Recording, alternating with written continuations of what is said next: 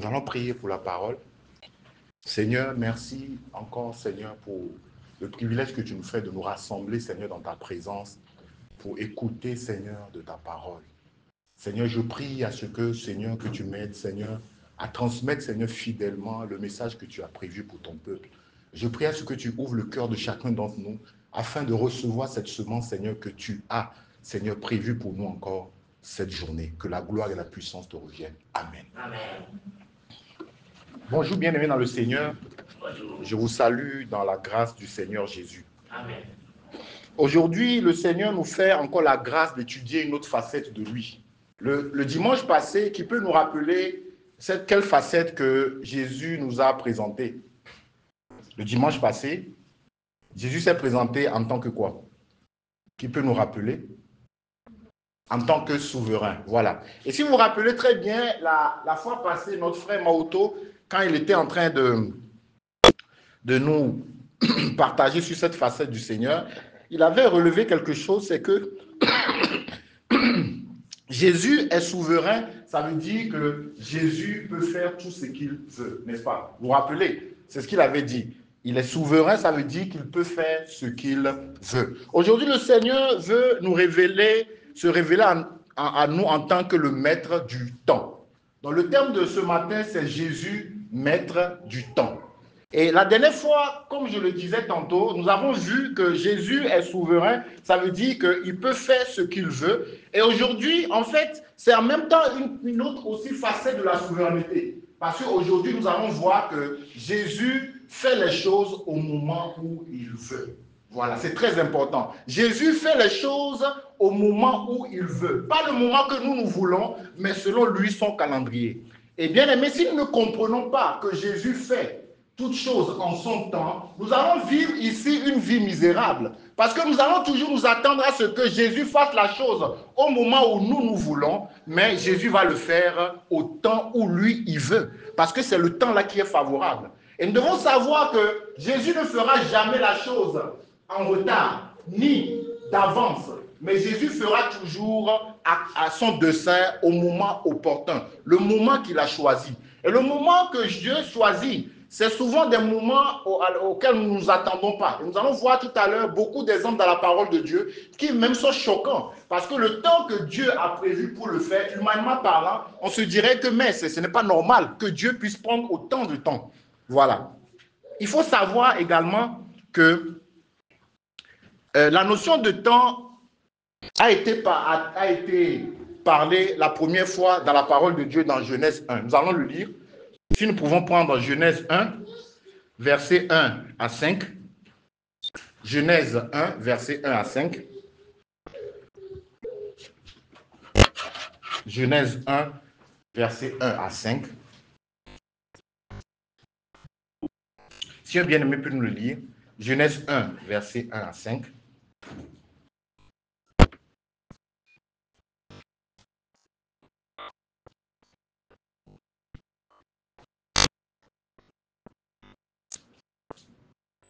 Genèse 1, verset 1 à 5. Donc, je vais lire la parole du Seigneur.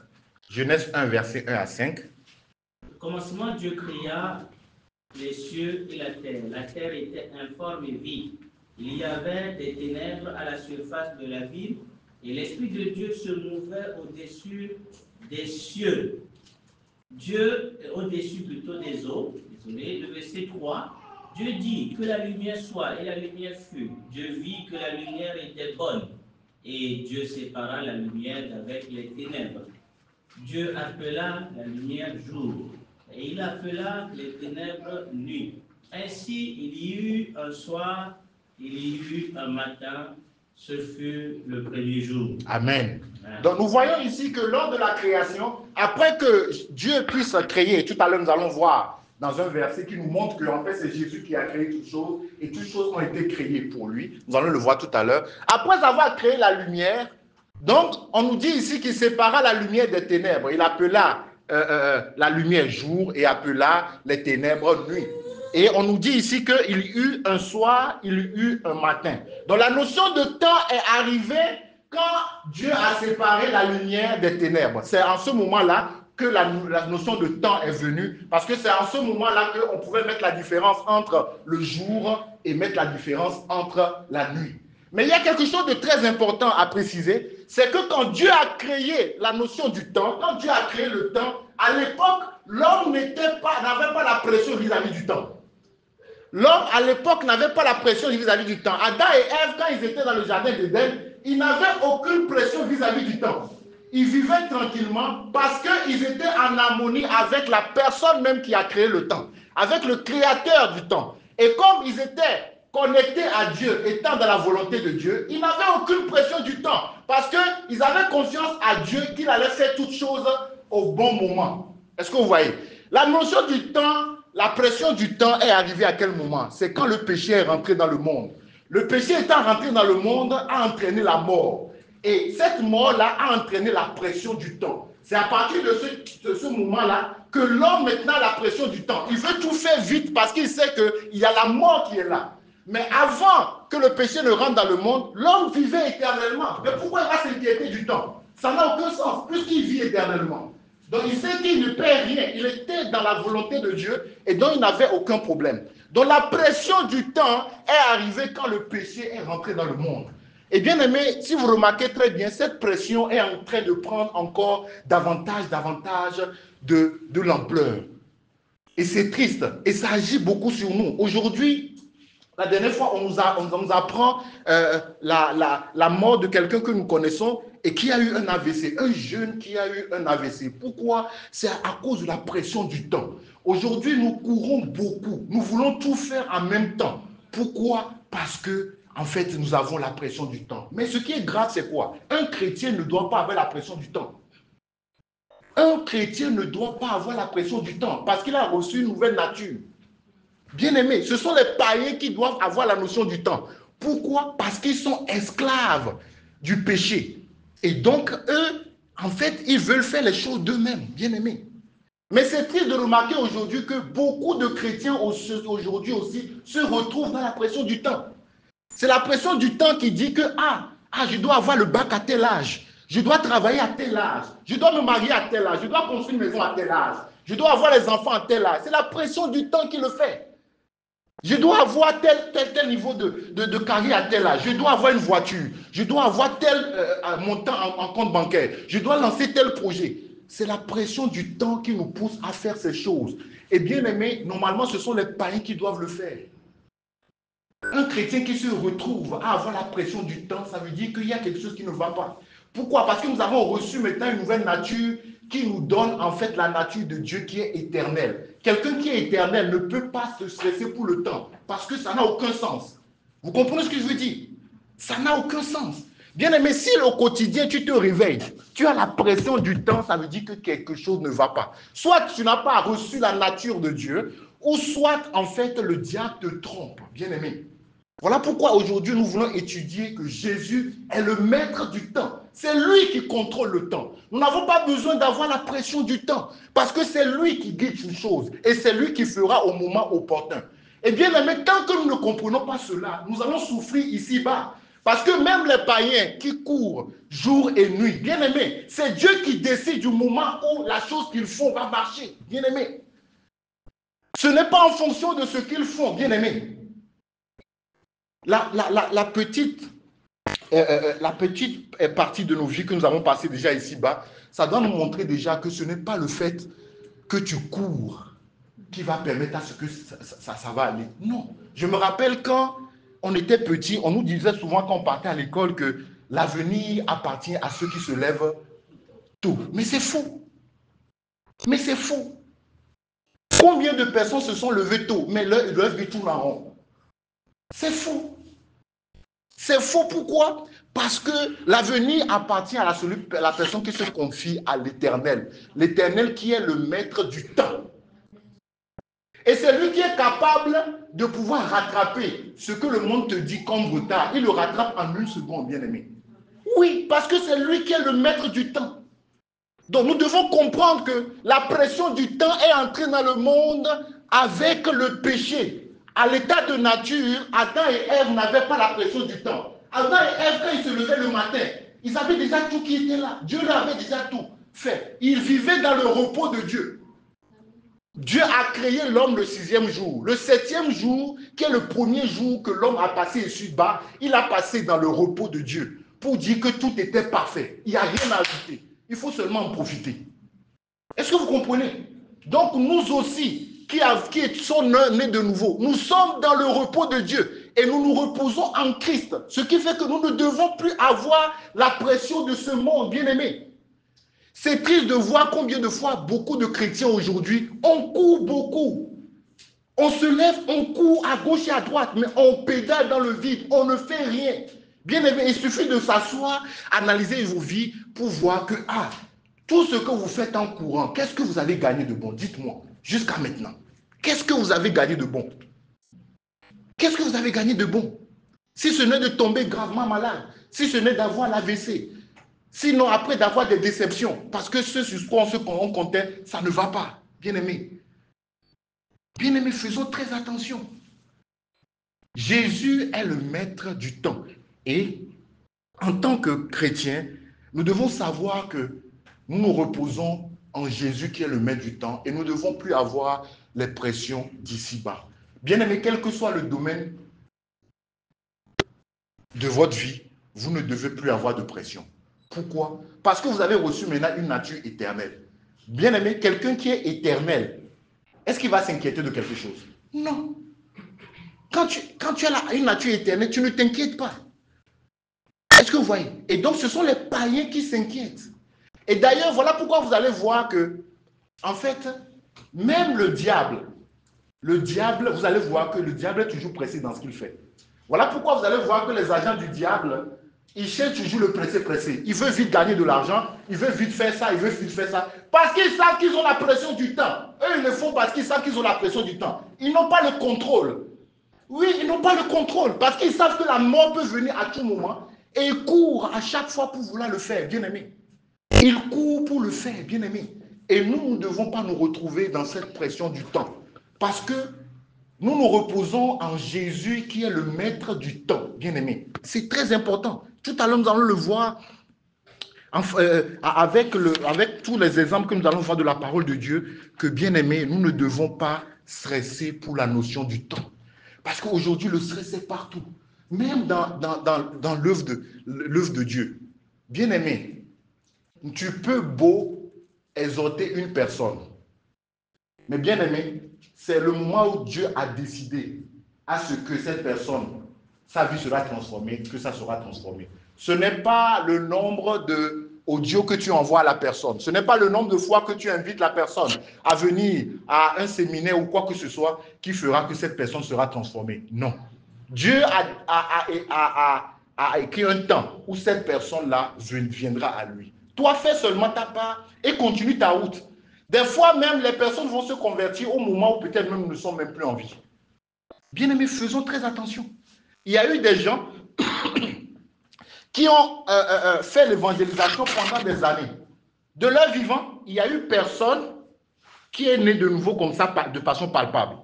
Mais après qu'ils soient partis, une seule personne parmi les gens à qui ils ont prêché, cette personne a amené des millions de personnes à Jésus. Pour dire que c'est Jésus qui est le maître des temps. Bien aimé, dans l'œuvre de Dieu, ne cherche pas à attacher ton cœur à voir, mais je suis en train de pouvoir envoyer des messages à telle personne-là, je suis en train de pouvoir l'exhorter, mais depuis là, il ne se convertit pas. Bien aimé, c'est Dieu qui décide le temps qu'il faut. Faisons très attention. Faisons très attention dans tous les domaines de nos vies. Est-ce que c'est pendant les études? Bien aimé, rien ne dit que tu auras le bac à tel âge. Bien aimé, c'est Dieu qui décide de l'âge où tu vas avoir le bac. Et il faut savoir une chose, ce n'est pas parce que toi tu as eu le bac en retard que tu es mauvais vis-à-vis des autres. Non, c'est Dieu qui décide le temps, bien aimé. Je vous assure. Et il y a tellement de cas qui sont là. Moi, j'ai connu des gens qui étaient très intelligents au primaire. Quand ils sont arrivés au collège, c'est comme c'est des gens qui sont bêtes. Excusez-moi le terme. J'ai connu des gens qui à peine avaient 10 de moyenne pendant tout leur cursus jusqu'à avoir le bac. Mais dès qu'ils ont eu le bac, ils ont eu des moyennes excellentes. C'est vraiment comme s'il y avait un déclic. Comment on peut expliquer ça? c'est Dieu qui agit au temps opportun. Bien-aimés, nous n'avons pas à courir. Je ne sais même pas où nous allons. On court beaucoup, bien-aimés. C'est Dieu qui décide du temps où il va te bénir, bien-aimé. Ce n'est pas parce que tu fais beaucoup d'activités commerciales que forcément ça va te donner. Non, non. Dans le monde ici, le principe du monde dans l'entrepreneuriat, on dit qu'il faut avoir plusieurs sources de revenus. C'est quand tu as plusieurs sources de revenus, en fait, que tu as une bonne stabilité. Tu investis dans l'immobilier, tu investis dans le commerce, les trucs comme ça. C'est ce que le monde dit. Vous savez, je connais un Marocain qui avait 6 sources de revenus. 6 sources de revenus qui donnaient très bien. Pendant le Covid, tout est arrivé à zéro. Pendant le Covid, toutes les sources de revenus sont arrivées à zéro. Ça ne rapportait plus un franc. Il a redémarré à zéro comme si c'est maintenant qu'il vient de commencer à travailler. Est-ce que vous pouvez imaginer ça?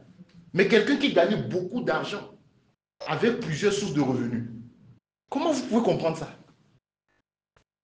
Comment vous pouvez comprendre ça? Mais au même moment, il y avait même certaines personnes, à peine ils avaient même demi-sources de revenus, mais pendant le Covid, Dieu a pourvu. Pourquoi? Parce que c'est Dieu qui agit au moment où il veut. Bien-aimés, faisons très attention. Faisons très attention. Ce n'est pas parce que nous essayons de faire des efforts, non. Par rapport aux prières, ce qui est triste aujourd'hui, beaucoup de personnes pensent que c'est parce qu'il va prier beaucoup chaque jour, jeûner chaque jour, que Dieu va agir par rapport à ce qu'ils sont en train de présenter comme sujet. Bien aimé, c'est faux. Si c'est ça ton objectif, tu seras découragé. Parce que nous allons le voir tout à l'heure. Nous allons le voir tout à l'heure que pour le peuple d'Israël qui a crié à Dieu, vous savez quoi, Dieu a pris près de 430 ans. Vous pouvez imaginer ça. C'est-à-dire que tu es dans la douleur, tu cries à Dieu. Dieu a agi après 430 ans. Vous pouvez imaginer ça. C'est choquant aux yeux des hommes, mais c'est Dieu qui fait. Et il faut savoir une chose. À chaque fois que nous allons obtenir quelque chose, ici-bas, qui n'a pas été donné dans le temps de Dieu, c'est une malédiction. Quelle que soit la chose, ne vous trompez pas. Une chose que Dieu nous promet, et que, parce que nous-mêmes, nous voulons forcer la chose, nous décalons pour que nous puissions l'avoir avant le temps, bien aimé, ça sera une malédiction pour nous. Oui, ça sera une malédiction. Vaut mieux attendre de recevoir ce que le Seigneur a prévu pour toi au moment opportun, pour que cela soit pour toi une bénédiction. Bien aimé, si tu le reçois avant, c'est une malédiction. Si tu le reçois juste après la date, c'est une malédiction. Mais la bénédiction de Dieu qui enrichit, c'est cette bénédiction qui vient au moment opportun. Le moment que Dieu a décidé. Bien aimé, c'est très important ce que nous sommes en train de voir. Jésus est le maître du temps. Ça veut dire qu'en tant que chrétiens, nous devons apprendre à aller au rythme de Dieu. Et nous devons savoir une chose, nous ne sommes pas en concours avec qui que ce soit. Le problème de nous, les humains, c'est quoi? Nous pensons que nous sommes en concours avec quelqu'un. Bien aimé, le temps de Dieu ne dépend pas de ton âge. Bien aimé, souvent nous avons tendance à penser que parce que je suis l'aîné, je dois avoir certaines choses avant l'autre. C'est faux. Ce n'est écrit nulle part. C'est le monde qui pense ainsi. Bien aimé, tu peux être aîné, mais dans la grâce de Dieu, tu vas recevoir pour toi tardivement. Ça ne veut pas dire que ton jeune frère ou ta jeune soeur est meilleur que toi, aime Dieu que toi. Mais non. Mais par rapport au calendrier de Dieu, Dieu estime que c'est mieux que tu le reçoives après ton jeune frère. Et bien aimé, si tu forces à l'avoir avant le temps, ça sera une malédiction pour toi. Nous avons vu ce qui s'est passé avec Abraham. Abraham, Dieu l'a fait. La promesse, n'est-ce pas? De pouvoir lui donner, comment l'appelle-t-on? Un héritier, n'est-ce pas? Mais qu'est-ce qui s'est passé? Ils ont voulu, avec Sarah, eux-mêmes aider Dieu. Ce qui a donné quoi? Ça a donné Ismaël. Est-ce que vous savez que le problème d'Ismaël, là, on en souffre jusqu'à maintenant? Quand vous entendez l'histoire de Gaza, tout ça, là, c'est pas Ce n'est pas du hasard. Hein. C'est l'erreur que le grand-père avait commis, qu'on subit jusqu'à aujourd'hui. Est-ce que vous pouvez imaginer ça? Est-ce que vous pouvez imaginer ça? Abraham est parti. Hein. Nous souffrons de Gaza aujourd'hui. Abraham même est parti. Vous voyez? Ça veut dire que quand la chose n'est pas faite dans le temps de Dieu, ça découle sur la malédiction, bien aimé. Ça découle sur la malédiction.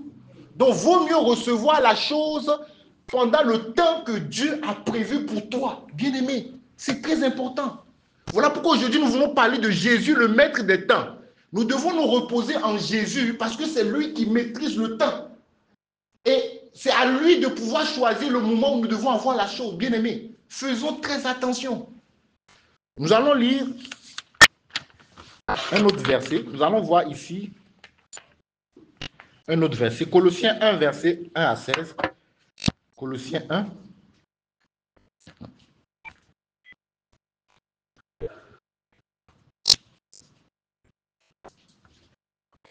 Colossiens 1. Verset 1 verset 16 plutôt. Si un bien-aimé peut nous lire ça. Colossiens 1, verset 16. Ce passage nous parle de Jésus, oui. Si quelqu'un peut lire. Car en lui ont été créées toutes les choses qui sont dans les cieux et sur la terre, les visibles et les invisibles, trône, dignité, domination, autorité, tout a été créé par lui et pour lui. Amen. Qu'est-ce que nous comprenons par là? Là, on nous parle de Jésus. Qu'est-ce que nous comprenons par là? Qu'est-ce que nous comprenons par ce passage?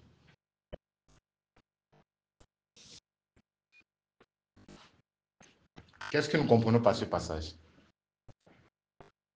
Toute chose a été créée pour lui et par lui. Toute chose a été créée par lui et pour lui. Et en fait, ce qui est fou, ce qui me fatigue quand je vois ça, on nous dit ici que les visibles et les invisibles. Vous savez, le temps est invisible. Hein?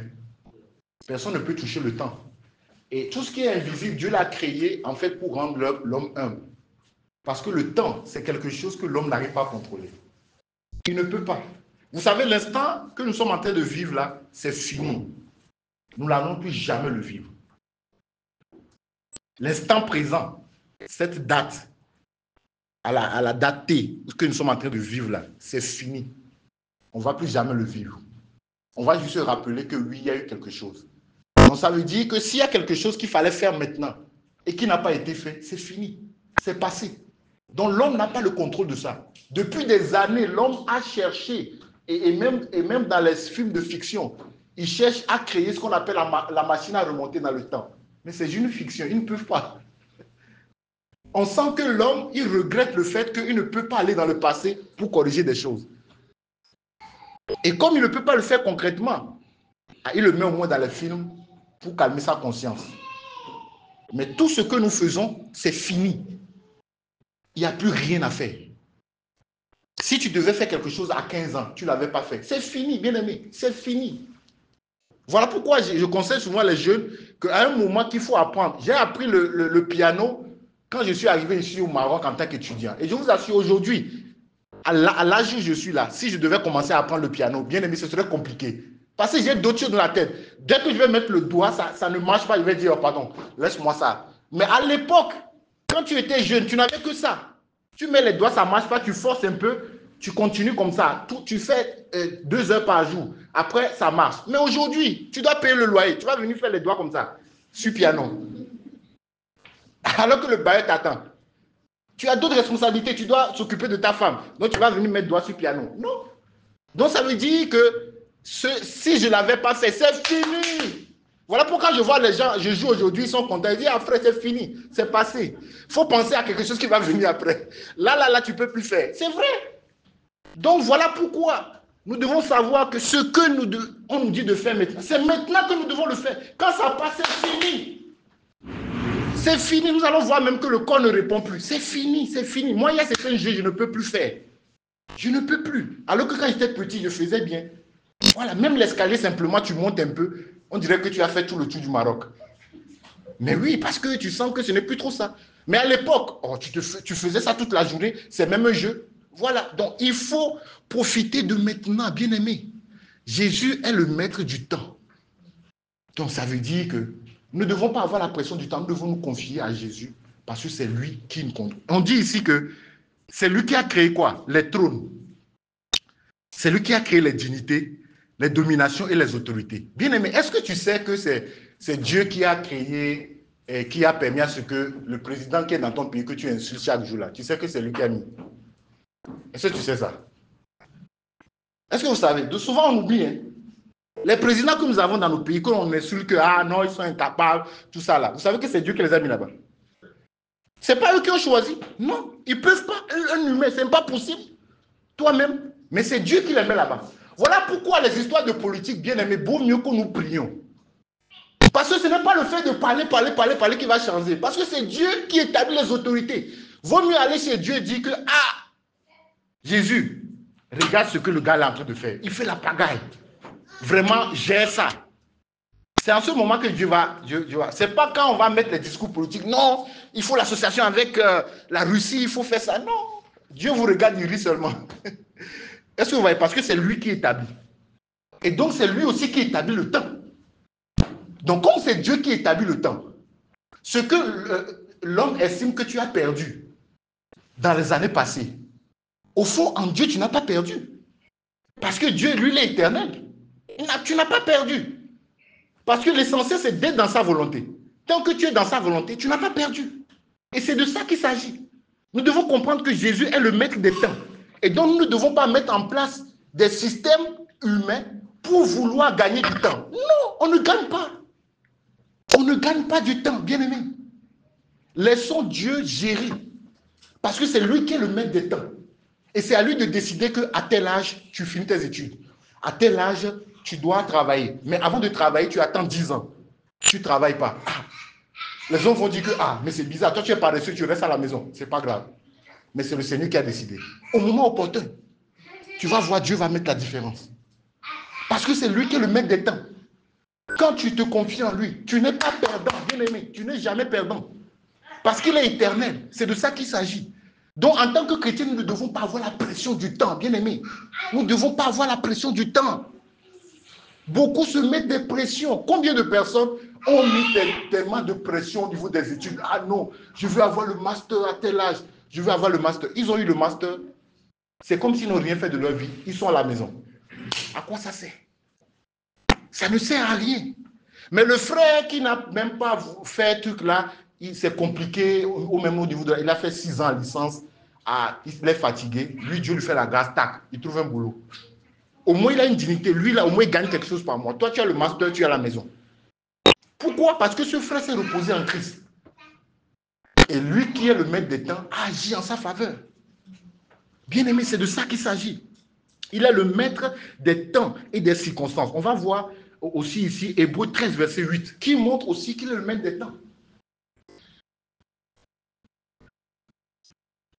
Hébreux 13, verset 8.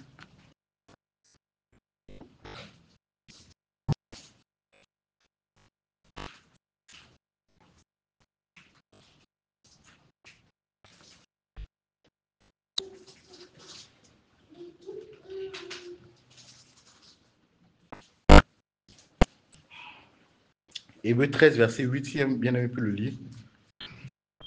Jésus-Christ est le même hier, aujourd'hui et éternellement. Amen. Vous savez, quand nous lisons cette parole-là, on réalise qu'on ne peut pas parler de Jésus au passé. Vous êtes d'accord avec moi? Voilà. Mais quiconque dont on parle au passé, ça veut dire que la personne ne maîtrise pas le temps. Toi et moi, on va parler de nous au passé. Pour qu'on va dire que, mais ça, avant il était mince, maintenant il a pris du poids. Mais ça, avant tel, il est maintenant comme ça. Pourquoi? Parce que je ne maîtrise pas le temps. En fait, ma configuration change en fonction du temps. Mais Jésus, on ne parle jamais de Jésus au passé. Il s'appelle Jésus. On ne parle jamais de lui au passé. Pourquoi? Parce qu'il maîtrise le temps.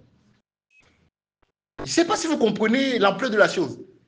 On dit il est le même hier, aujourd'hui et éternellement. C'est pour dire qu'en fait, il ne change pas.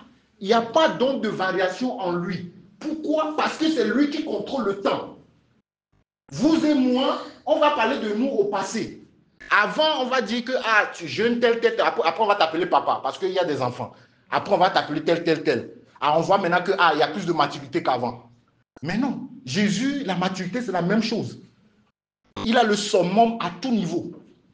Pourquoi? Parce qu'il est le maître des temps. Donc, c'est à lui, bien-aimé, qu'il faut se confier. Le maître des temps, là, c'est à lui qu'il faut se confier pour dire, gère ma vie, afin que tu fasses toutes choses bonnes en son temps.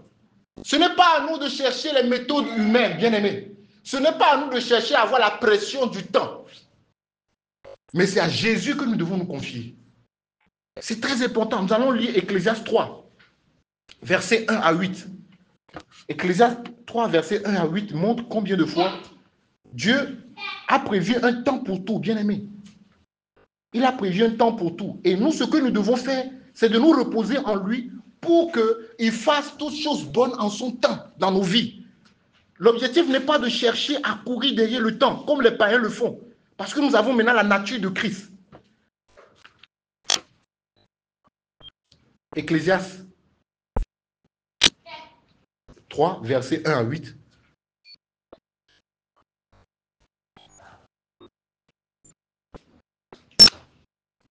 Ecclésiaste 3, verset 1 à 8 est écrit. On va aller étape par étape, donc vas-y.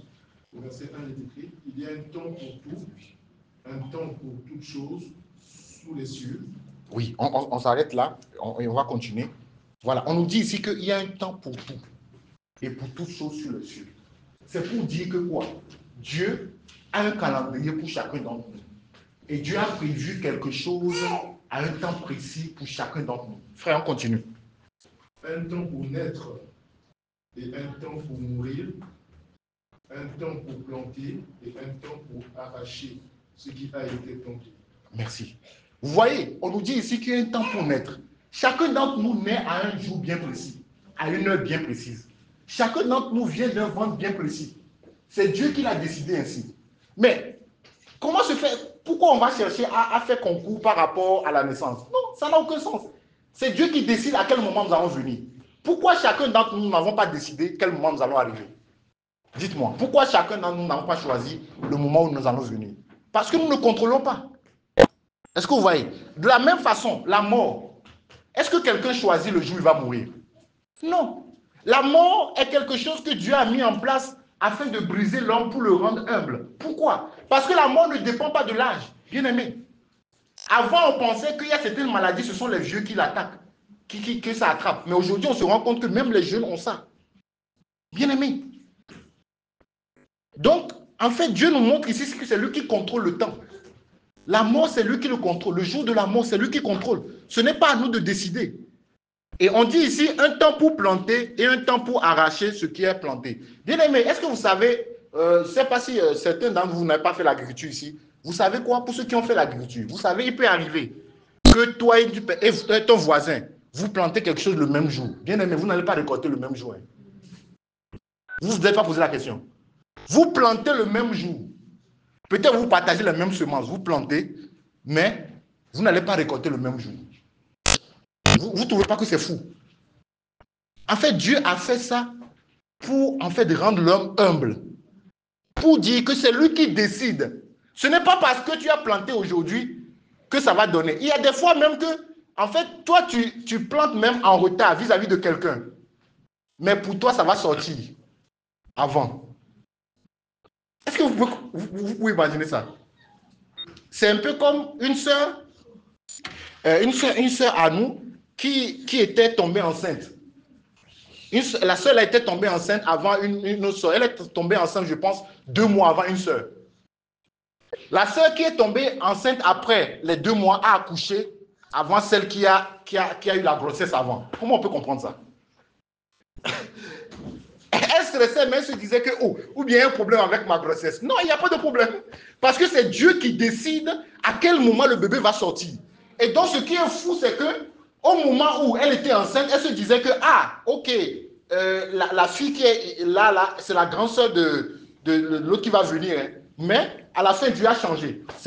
C'est l'autre là qui est plus jeune en termes de semences qui est sorti avant. Comment on peut comprendre ça, bien aimé? Alors que la semence a été déposée 2 mois avant même que l'autre semence ne vienne, mais la plus jeune semence est arrivée à terme avant la première semence. En fait, quand Dieu permet ces choses, c'est pour rendre l'homme humble. C'est pour nous montrer que c'est lui qui décide au moment où ça va venir. Ce n'est pas parce que tu as commencé vite que tu vas vite terminer. Bien aimé, faisons très attention. Des fois, nous faisons des comparaisons inutiles. Parce que je suis le grand frère, je dois faire tel truc avant le petit frère. Non, c'est écrit où? Bien aimé, si tu te mets ça dans la tête, tu vas avoir des jalousies bizarres. Bien aimé, non. Le jeune frère peut avoir une grâce avant toi. Ce n'est pas parce que tu es le grand frère que tu vas avoir. Pourquoi? Parce que ce n'est pas l'âge qui dépend. C'est Dieu qui fait les choses. Souvent, nous avons comme l'impression que c'est notre âge qui implique quelque chose. Bien aimé, c'est faux. Ce n'est pas parce que tu es plus âgé qu'un jeune frère que tu vas te marier avant lui. Non, c'est faux. Ce n'est pas parce que tu es plus âgé que tu vas avoir des enfants avant lui ou même avoir le travail avant lui. Non, bien aimé. C'est faux. Le frère l'avait dit la dernière fois. Il y a eu des gens que nous avons enseignés et qui finalement ont eu un boulot, en fait, qui rapporte plus d'argent que ce que nous avons comme boulot. Nous qui les avons enseignés. Bon, vous tous qui êtes là-bas, qui êtes ici, combien de professeurs vous ont enseigné? C'est eux qui vous ont appris à lire et écrire. Mais après le salaire que vous gagnez là, des fois ça fait 10 fois ce que lui gagne. Est-ce que vous pouvez comprendre ça? Mais c'est lui qui vous a appris comment il faut lire et compter pour que vous ayez appris un boulot. Tout ça, Dieu le permet. Pourquoi? Pour pouvoir nous briser, pour pouvoir mettre en nous l'humilité, pour dire que c'est lui le maître des temps. Est-ce que vous voyez? Aujourd'hui, combien de choses que nous avons expérimentées, nos parents n'ont pas expérimenté une petite partie? Oui. Mais c'est eux qui nous ont mis au monde. On pouvait dire que non, normalement, comme ils ont mis au monde, ils auraient pu découvrir plus de choses que nous. Mais ils ne l'ont pas. Mais c'est Dieu qui le fait ainsi. Pourquoi? Parce qu'il est le maître des temps et des circonstances. Bien aimé, on continue. Un temps pour tuer et un temps pour guérir. Oui. Un temps pour abattre et un temps pour bâtir. On continue. Un temps pour pleurer et un temps pour rire. Oui. Un temps pour se lamenter et un temps pour danser. Alléluia. On s'arrête là, bien aimé. Nous devons savoir ça. Aujourd'hui, quand tu vois quelqu'un qui est en train de pleurer, bien aimé, sache qu'il y a un temps où aussi toi aussi tu vas pleurer. Mais oui, c'est comme ça que c'est fait. Oui. Ce n'est pas parce que l'autre pleure aujourd'hui que toi tu es mieux. Non, calme-toi. Et sois sage par rapport à ce que tu vas lui dire quand il est dans cette situation. Parce que tu ne sais pas comment pour toi ça va arriver, bien aimé. Donc il y a un temps pour rire, oui. Il y a un temps pour rire, un temps de joie. Voilà, mais quand l'autre est dans le temps de joie, bénis Dieu pour lui que, en tout cas, elle est dans son temps de joie, je suis content pour toi. Ton temps aussi arrivera, par la grâce de Dieu. Voilà. Mais ce n'est pas parce que lui, il rit en premier que ça veut dire qu'il est mieux que toi, ou bien que Dieu l'aime plus que toi. Non. Ce n'est que question de temps. Et c'est Dieu qui choisit de le faire ainsi. Dieu le fait parce que peut-être, toi, si tu riais d'avance, ce ne serait pas bon après. Puisque Dieu te connaît. Donc Dieu préfère te préparer dans les pleurs. Et comme ça, quand le rire va arriver, ça sera un rire qui est sage. Ça ne sera pas pour envoyer des pamphlets aux autres. Donc tout se fait de façon calculée comme Dieu veut. On y va faire le 5. Un temps pour lancer les pierres et un temps pour ramasser les pierres. Amen. Un temps pour embrasser et un temps pour s'éloigner des embrassements. Amen. On y va. Un temps pour chercher et un temps pour perdre. Oui. Un temps pour garder et un temps pour jeter. Voilà, on nous dit ici qu'il y a un temps pour perdre. Bien aimé, il y a un temps pour perdre. Dieu permet des fois qu'il y ait des temps où nous perdons. On ne comprend pas, mais on perd. C'est ça. Ça ne veut pas dire que l'autre actuellement qui n'est pas en train de perdre, ça veut dire qu'il a quelque chose de plus que toi. Non. C'est Dieu qui établit toutes choses. Et toi, ce que tu dois faire, c'est de se reposer en Dieu. Ah Seigneur, si tu as permis à ce que maintenant je perde, ce n'est pas grave. Je m'en remets à toi. Que ton travail soit fait. On continue, frère. Un temps pour chercher et un temps pour... Oui, c'est le 7 maintenant. Le 7, donc. Un temps pour déchirer et un temps pour coudre. Oui. Un temps pour se taire et un temps pour parler. Amen. Même le parler et se taire, oui, il y a un temps pour ça.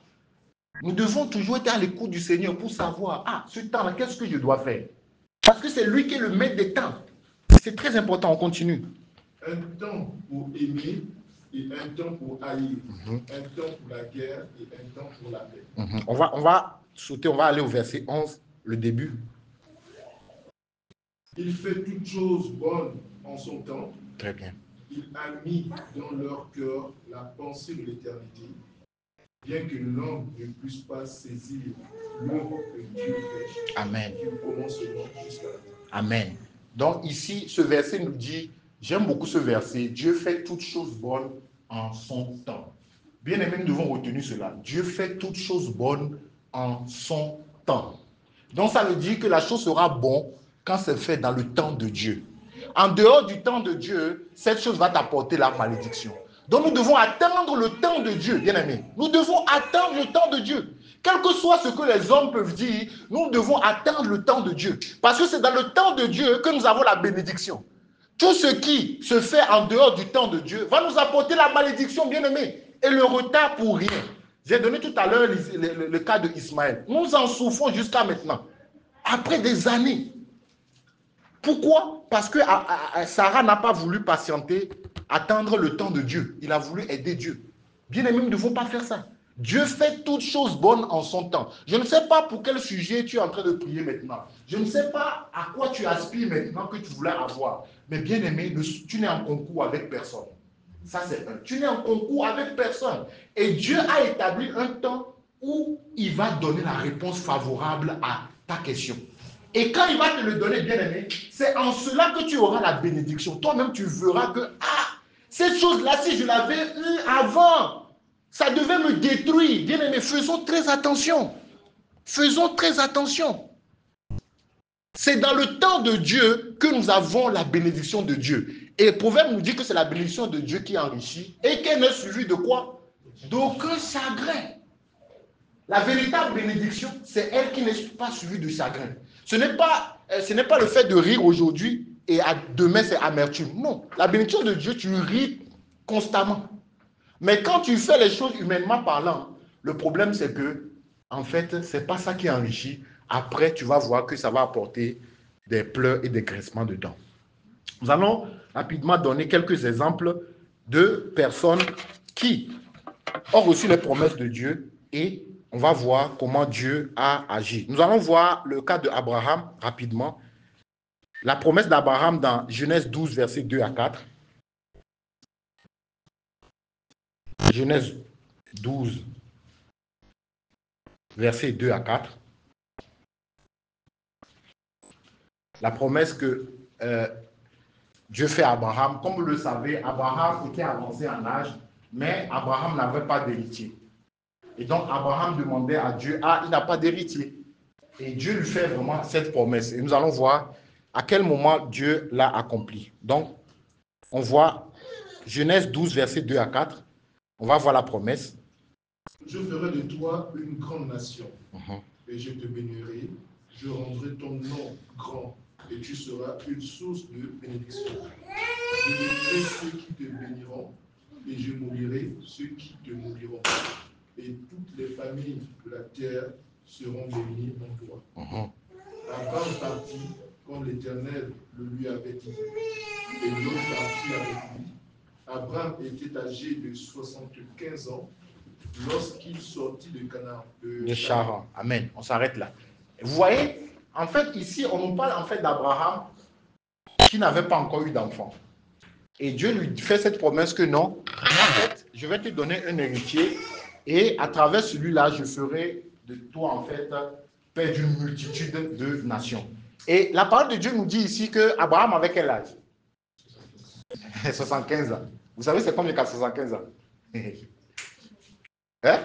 Humainement parlant, l'Évangile dit que Abraham, toi aussi, c'est bon. Tu cherches quoi encore? Il faut laisser affaire d'enfant là. Ou bien. Mais Abraham, il a pris en compte ce que Dieu a dit. Dieu sait pourquoi il a permis à ce que Abraham il puisse lui faire la promesse à 75 ans. Et maintenant, nous allons voir à quel moment Dieu a accompli la promesse. On y va. Genèse 21, versets 1 à 5. Genèse 21.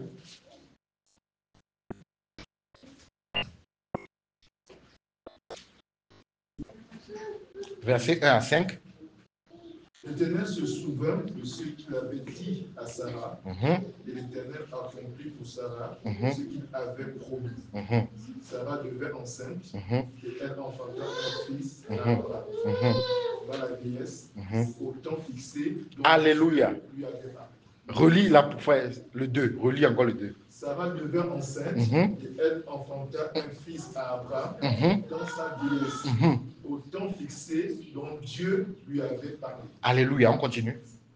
Abraham donnant le nom d'Isaac Mhm. au fils qui lui était né, Mhm. que Sarah lui avait enfanté. Mhm. Abraham circoncit son fils Isaac, âgé de 8 jours, Ok. comme Dieu le lui avait ordonné. Amen. Abraham était âgé de 100 ans Mhm. à la naissance d'Isaac, son Oui. fils. Très bien. Pour ceux qui sont bons en calcul mental, Abraham avait 75 ans quand Dieu l'a fait la promesse. Et on nous dit que quand Isaac est arrivé, il avait 100 ans. Donc ça fait combien de temps? Ça a pris 25 ans. Ça dit qu'entre le temps où Dieu a parlé à Abraham que je vais te donner un fils, il y a eu 1 an, il y a eu 2 ans, il y a eu 3 ans, 5 ans. Le gars se dit, oh, c'est comment? Bon, dans la Sarah commence par dire que, ah non, je pense que peut-être que c'est une autre méthode, mais Dieu ne nous a pas dit. Voilà, il passe par Agar. Mais Dieu dit non, hein, c'est pas ça. C'est après 25 ans que Dieu a accompli la promesse. Et on dit le temps fixé par Dieu, le temps favorable. Bien aimé, humainement parlant, on va dire, les médecins vont dire à Sarah que Sarah, non seulement, en fait, Sarah a dépassé la ménopause 2 fois. Ça veut dire que si elle devait vivre, on lui donnait deux fois la possibilité de vivre. Ça veut dire que les 2 fois, elle devait le retrouver dans la ménopause. Parce qu'elle avait 90 ans. 2 fois 45 ans, vous imaginez. Donc, ça veut dire qu'il n'y a aucun espoir, selon le calendrier humain. Mais Dieu montre que non, non, non, arrêtez-moi ça. Moi, je suis le maître des temps et des circonstances. Je suis le maître des temps et des circonstances. C'est les humains qui ont créé ce qu'on appelle la ménopause. Mais moi, je peux décider à quel moment la personne peut avoir un enfant. Et vous n'avez pas idée combien Isaac a été une bénédiction, vraiment, comme Dieu l'a dit. Isaac a été une bénédiction. Vous n'avez pas idée. Et ça s'est accompli comme Dieu l'a dit. Mais vous n'avez pas idée aussi comment Ismaël a été une malédiction. Jusqu'à aujourd'hui. Est-ce que vous voyez? Donc le plus important, ce n'est pas le timing que le monde fixe, mais c'est en fait le fait que ça vient au temps de Dieu et c'est une bénédiction pour moi. C'est ce qui compte. Et nous voyons ici combien, en fait, Abraham, il a pris 25 ans pour que ça s'accomplisse. J'aime beaucoup la parole de Dieu, parce que la parole de Dieu donne toujours les extrêmes. Donc quand quelqu'un se plaint que, oh non, je n'ai pas encore, j'ai peur de la ménopause, je dis, ah ok, tu as quel âge? Sûrement, il va te dire que non, j'ai 30 et quelques. Je dis non, calme-toi. Comment l'appelle-t-on? Sarah avait 2 fois l'âge de la ménopause, mais elle a eu. Mais je suis sûr même que si quelqu'un avait 3 fois, Dieu va faire. Parce que c'est lui qui est le maître des temps. On va voir aussi par rapport au peuple d'Israël. On va lire Exode 3, verset 8. Exode 3, le verset 8. Exode 3, verset 8, il est écrit: Je suis descendu pour le délivrer de la main des Égyptiens et pour le faire monter de ce pays dans un bon et vaste pays, dans un pays où coule le lait et le miel, dans les lieux qu'habitent les Cananéens, les Étiens, les Amoréens, les Phérésiens, les Héviens et les Jébusiens. Ok. Donc il faut savoir que nous sommes dans un contexte où le peuple d'Israël était en esclavage en Égypte. Donc les gars, ils travaillaient, ils étaient dans l'esclavage. Ils ont crié à Dieu pour que Dieu puisse les libérer de cet esclavage. Nous allons voir ce qui s'est passé. Exode 12, verset 37 à 42.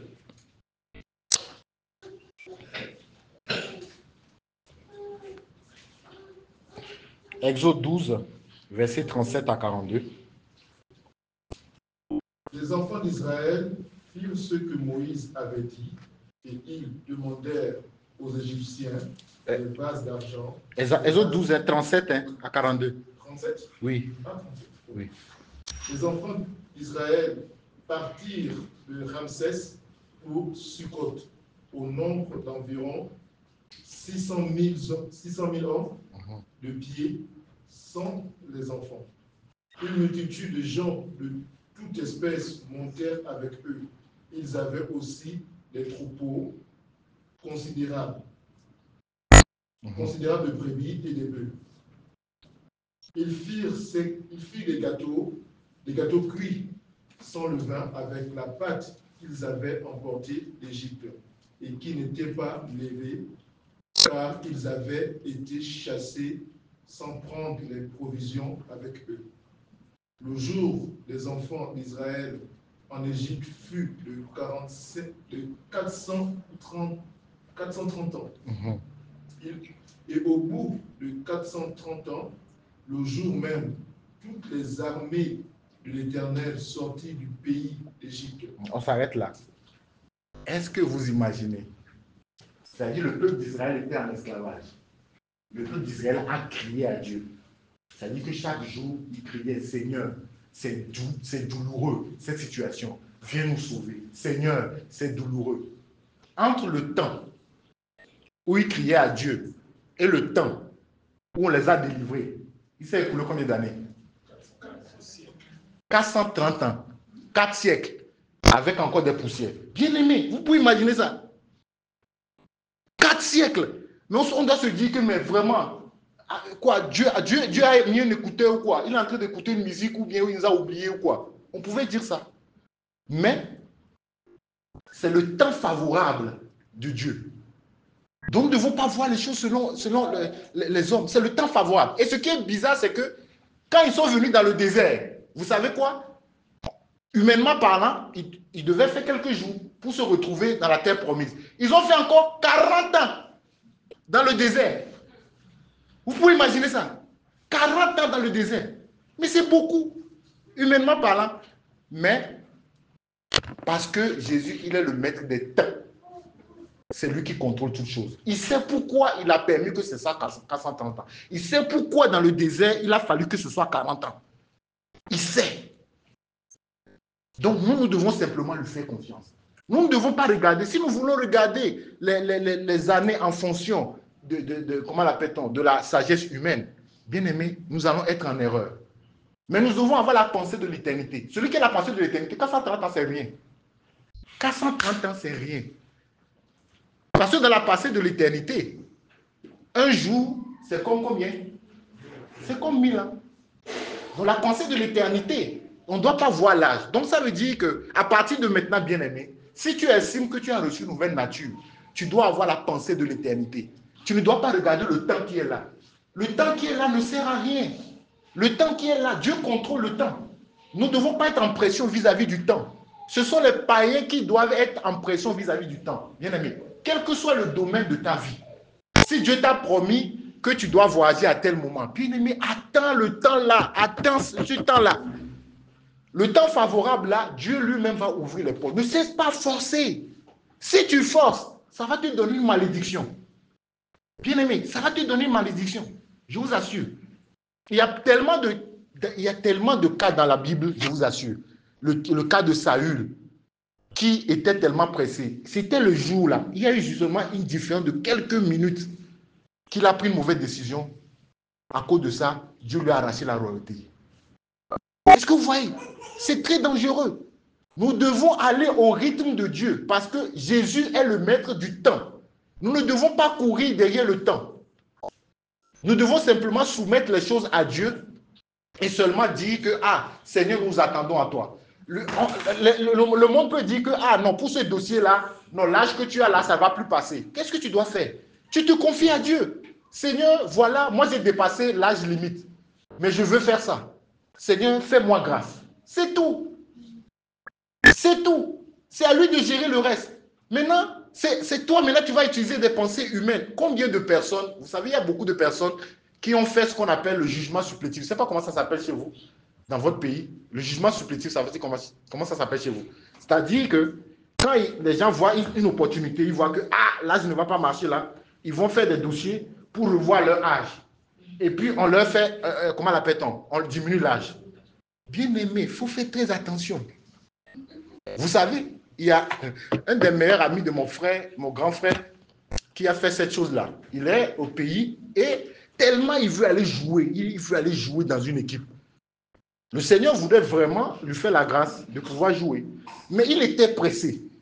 Et dès qu'il trouve une opportunité, on dit que voilà, il y a une équipe junior qui est là et que cette équipe-là, on cherche des gens en Afrique du Sud pour ça. Ah, le gars, rapidement, il est parti faire jugement supplétif et maintenant, il a mis qu'il a 16 ans. Mais quand tu vois sa tronche, ah, c'est un gars de 40 ans. Il a mis qu'il a 16 ans. Et vous savez ce qui s'est passé? Il est parti en Afrique du Sud pour effectivement aller jouer dans l'équipe. On le prend vraiment, on dit que, ah, ok, c'est très bien, en tout cas, on va te faire le contrat, tu seras professionnel, tout ça là. Ok, il a commencé à jouer, paf, blessure. Ah, l'équipe dit que, ah non, on ne peut pas te garder en tant que quelqu'un de blessé. Hein. Donc, ça veut dire qu'on va te libérer. Donc, on ne peut plus te donner aussi le contrat qui te permet de faire la carte de séjour. Le gars se retrouve dehors. Maintenant, il s'est dit, ah, ok, c'est pas grave. Il va chercher un boulot, les jossis, tout ça là, pour se retrouver. Donc, le grand frère lui trouve un boulot. Quand il part là-bas, on dit, ah, monsieur, vous êtes mineur. Il dit, non, j'ai plus de 40 ans. Il dit, non, monsieur, c'est écrit si vous avez 16 ans. Il dit, non, j'ai plus de 40 ans. S'il vous plaît. Non, c'est ce qui est écrit sur le papier qu'on voit, on est mineur. Si on te prend, la police va nous arrêter. Parce que le travail des mineurs, là, c'est pas autorisé. Je vous assure, le gars, il est là actuellement, il attend d'avoir 19 ans. Sur le papier, pour travailler. Et ce qui est pire, c'est que quand il a 19 ans maintenant, il n'a plus certaines possibilités. Là, il est majeur, il peut faire la prison. Donc là, il est sans papier. Donc ça encore, c'est autre chose. Vous voyez, quand vous ne voulez pas être dans le temps de Dieu, voilà. Un homme de plus de 40 ans qui se retrouve à avoir 16 ans sur le papier. Pourquoi? Parce qu'il ne veut pas être dans le temps de Dieu. Donc partout où il part, il dit que non, faites pas le test, j'ai plus de 40 ans. Non. C'est ce qui est écrit sur le document, c'est ce que nous on voit. Est-ce que vous voyez? Donc c'est pour nous dire que nous devons faire très attention. Si nous ne sommes pas dans le temps de Dieu, ça sera pour nous une malédiction. Jésus est le maître des temps des circonstances. Reposons-nous en Jésus et lui-même, il va gérer le reste. Nous allons prier. Je ne sais pas ce à quoi tu aspires maintenant. Je ne sais pas, peut-être c'est par rapport à le boulot, c'est par rapport au mariage, tu veux tellement te marier, tu veux avoir des enfants, tu veux voyager. En fait, je ne sais pas ce que tu as comme projet dans la tête, mais que tu veux vraiment avoir vite, sans attendre le temps de Dieu. Nous allons prier que le Seigneur nous permette de réaliser qu'il est le maître de temps et que c'est lui qui gère toutes choses. Nous devons nous reposer en lui. Prions le Seigneur. Seigneur, merci encore pour ce message que tu nous donnes, Seigneur. Nous voulons, Seigneur, que tu nous aides véritablement à réaliser que c'est toi qui maîtrises le temps, Seigneur. Combien de fois, Seigneur, nous vivons sous pression, Seigneur. Nous sommes dans un monde aujourd'hui où, Seigneur, nous voulons tout obtenir maintenant, Seigneur. Seigneur, aide-nous, Seigneur, à ne pas agir comme les païens. Ce sont les païens, Seigneur, qui doivent courir, Seigneur. Pourquoi? Parce qu'ils sont encore esclaves du péché. Mais nous, à qui tu as communiqué, Seigneur, ta nature? Nous, Seigneur, qui avons maintenant, Seigneur, la nature de l'éternité en nous, Seigneur, nous devons nous reposer en toi et en toi seul. Seigneur, je prie, Seigneur, pour toutes ces personnes qui peut-être ont des démarches, Seigneur, qui ont un projet, Seigneur, mais qui veulent, Seigneur, à tout prix, Seigneur, avoir le résultat très vite, Seigneur. En dehors du temps que toi tu as prévu, je prie, Seigneur, à ce que tu les fasses revenir à la raison, afin qu'ils se reposent en toi, toi qui es le maître du temps, afin que toi, Seigneur, tu fasses toutes choses, Seigneur, bonnes en son temps. Seigneur, même pour l'œuvre que nous te faisons, Seigneur, pour, Seigneur, les accompagnements que nous faisons, oui, il peut arriver qu'il y a certaines personnes, nous avons comme l'impression, Seigneur, que tout ce que nous donnons comme exhortation, Seigneur, ne transforme pas leur vie. Mais donne-nous, Seigneur, de nous attendre, Seigneur, à ton temps, Seigneur. Que la gloire et la puissance te reviennent. Au nom puissant de Jésus. Amen. Amen.